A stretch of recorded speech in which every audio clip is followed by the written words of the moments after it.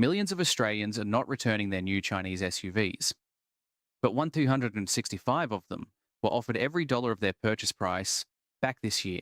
And by the time we're done, you'll know exactly why that happened, where the money really leaks out of a cheap new SUV in this country, and the sequence to run if the thing in your driveway turns out not to be what your contract said it was.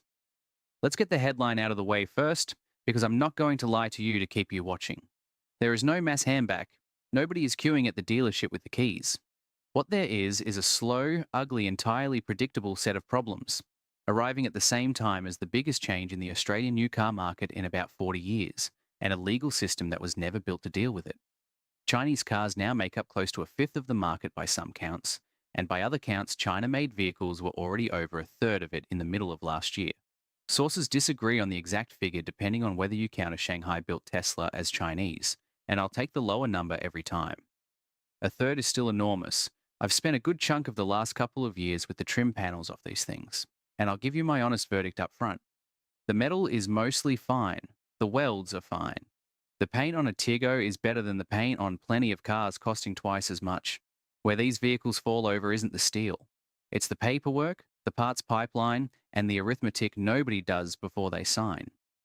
Three things I want you to hang on to.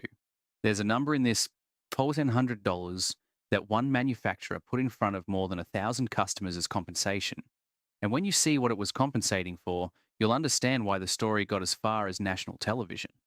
There's an off-road SUV sold here whose real fuel consumption came in a quarter higher than the sticker on its own windscreen, measured by a federally funded testing program, and I'll name it. And there's a figure of 18 months buried in a review commissioned by the people who actually sell you these cars. 18 months. I'll pay all three off. So what does returning a car even mean here? This matters more than anything else in this script. Because if you don't understand the ground you're standing on, nothing else lands. Australia has no lemon law. Not a real one. Unlike the United States, there's no dedicated lemon legislation on the books here. What we have instead is the Australian consumer law and a thing called consumer guarantees, and they're genuinely strong on paper. Those guarantees apply to any new or second-hand car bought from a licensed dealer, and where a vehicle has a major problem, you get to choose replacement, repair, or refund. Your choice, not theirs. Every warranty document from every one of these brands says the same thing in the fine print. These benefits are in addition to your rights, and our goods come with guarantees that cannot be excluded under the Australian consumer law. Sounds airtight. Here's where it isn't. Nobody defines major in a way you can hold in your hand. The regulator's own example is a car with so many recurring faults that it spent more time off the road than on it, after several mechanics couldn't solve the problem. Read that again. Several mechanics. Time measured in months. That's the bar, and it's a bar you climb over slowly at your own cost while still making repayments on a car sitting in a workshop. And the regulator itself won't fight your corner. It doesn't give legal advice, and it doesn't resolve individual disputes between businesses and consumers. It collects your complaint. That's the job. Which brings me to my first honest admission of the day. I cannot tell you how many Chinese brand vehicles have actually been handed back in Australia under consumer guarantees, because that number does not exist anywhere. There's no central register. State tribunals report separately, most disputes settle privately, and a fair few settle with a confidentiality agreement attached. What we do know is scale in general terms. The ACCC received over 28,000 reports and inquiries about consumer guarantees or warranties in 2023, with motor vehicles the most reported category of the lot. That's every brand, every badge, going back before this wave arrived. Anyone who quotes you a precise Chinese brand return figure has invented it. Now let's follow the money, because that's where the real return is happening. Quietly, at trade-in time, and it doesn't require anybody to hand anything back. The pitch on a Chinese SUV is straightforward, and it's a good pitch. More equipment, less money, ventilated seats, and a panoramic roof at a trim level where the Japanese give you cloth and a warning chime. A Celion 7 lands at $54,990 against a Model Y from $58,900 before on-roads with similar gear. There's no tariff on Chinese vehicles coming here, which means the price gap in Australia is more extreme than almost anywhere else in the developed world. That is a real structural advantage, and anyone pretending otherwise is being precious about it. But a car's price is not what it costs you. What it costs you is the difference between what you paid and what you get back. And on that measure, the picture is uncomfortable. One analysis using Redbook data found some of the leading Chinese built models dropping upwards of 40% in just over a year. Compare that against the benchmark most Australians already own, a 2024 RAV4 Edge that was selling at the time of that analysis for barely 4% below what it cost new. And here's the part that irritates me because it's self-inflicted. The reasons given for the gap are partly reputation. Plenty of Australians still assume cheap and nasty, but arguably just as much down to aggressive sales tactics and heavy discounting on newer models. When a brand cuts the price of this year's car, it doesn't just win a sale. It reaches into the driveway of everyone who bought last year's and takes the difference out of their pocket. The MG4 reportedly went from around $41,000 to just over $30,000. If you bought at the top of that, nobody phoned you. Even the competition has noticed. The head of Hyundai in Australia, asked about BYD's rise, said that if he were prepared to lose money and dump cars, he could do the same. Take that with the pinch of salt it deserves. It's a rival talking his own book. But strip the sourness out and the mechanism he's describing is real, and you're the one standing underneath it. Now, the paperwork. This is the bit almost nobody checks, and it's the bit that generated the biggest consumer story in the Australian car industry this year. By the way, whether you drive a Ute, a 4WD, or one of the newer Chinese cars hitting Australian roads, keeping it reliable comes down to what you do before the problems start. That's why I put together the 500,000 kilometre Car Care Bible. It covers 101 habits that can help your vehicle last longer, the warning signs you should never ignore, and how to spot workshop upsells that quietly drain your wallet. To get your copy, just scan the QR code on screen with your phone's camera or use the first pinned comment below. Every vehicle sold here carries two dates that matter and one that doesn't. The one that doesn't is model year, which is marketing. The two that do are the build date, when it actually came together on the line, and the compliance date, when it was cleared for Australian roads. Those get stamped and recorded, and the second-hand market prices off them ruthlessly. A car built in December is on paper a year older in January, and every valuation tool in the country knows it. BYD Australia sold more than 1,200 customers' vehicles, Atto 3, Celian 8, Shark 6 among them, as 2026 build cars when they had actually been built in 2025. The company's explanation was that the date sitting in its dealer-facing system was the date the vehicle left the factory rather than the date of manufacture. And while the correct date was in the government systems all along, the wrong one had been keyed in by hand. It came to light because one customer cross-checked their build date while trying to insure the car. One customer, doing the thing almost nobody does.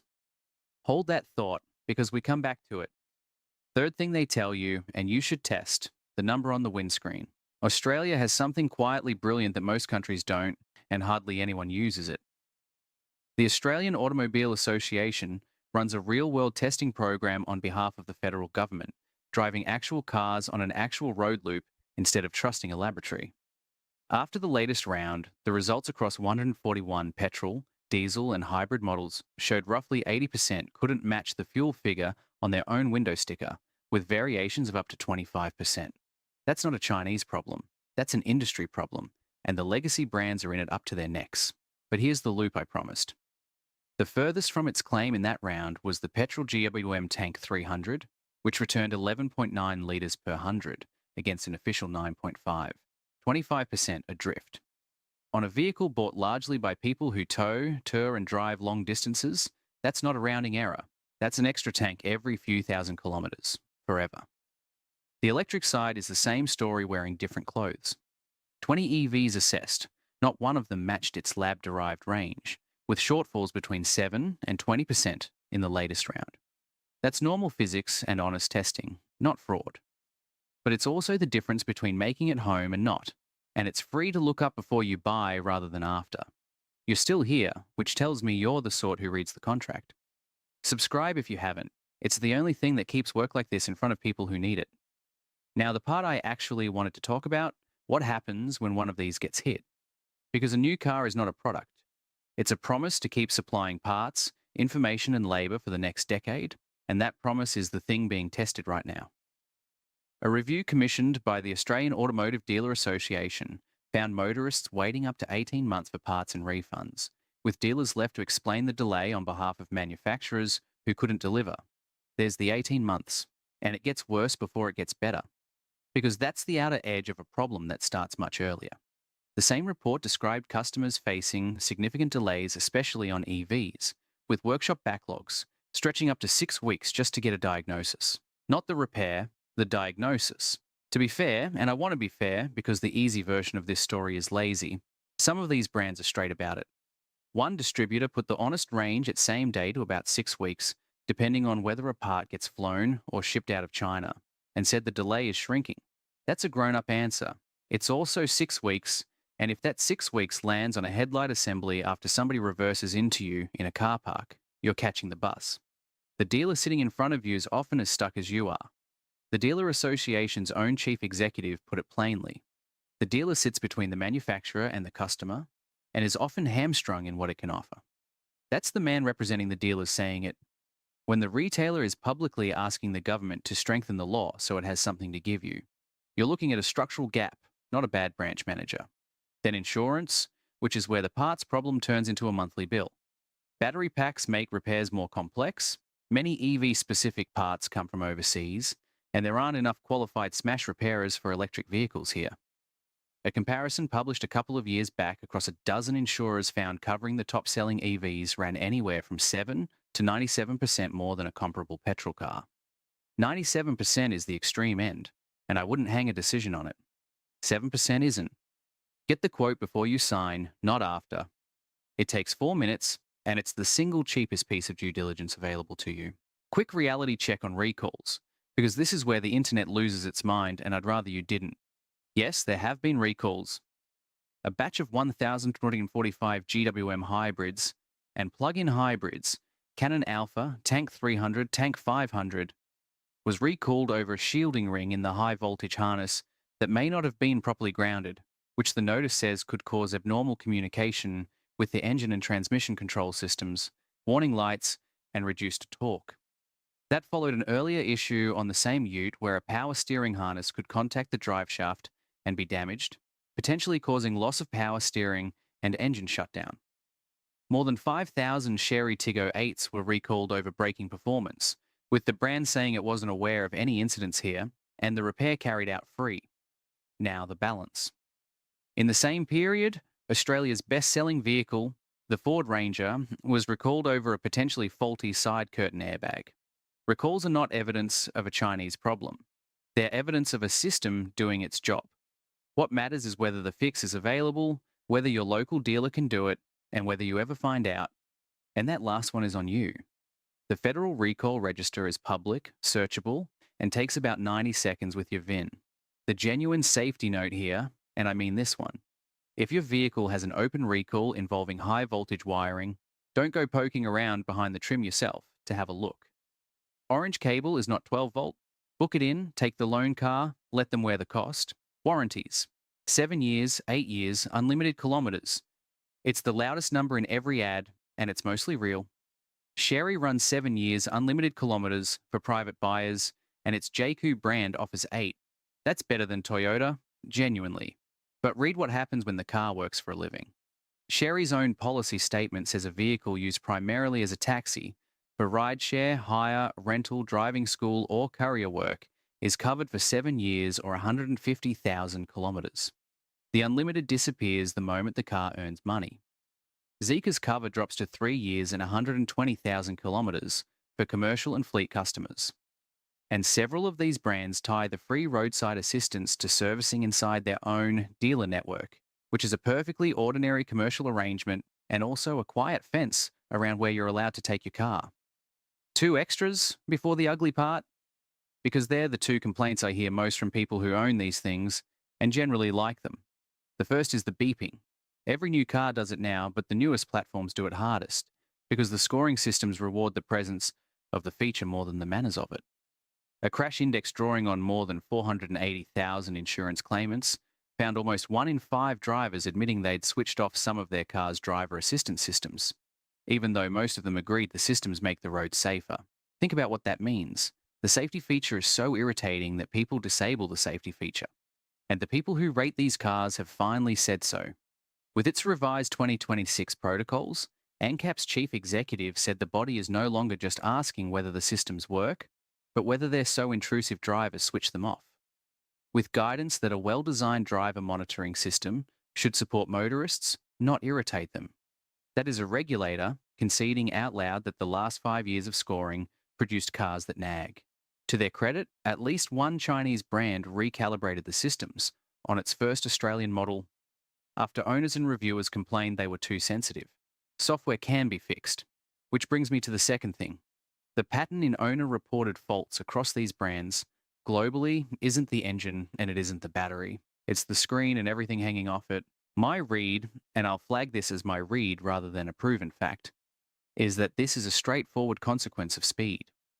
Hardware got updated faster than software validation could keep up, and the result is a category of recurring bugs in a car that's otherwise mechanically sound.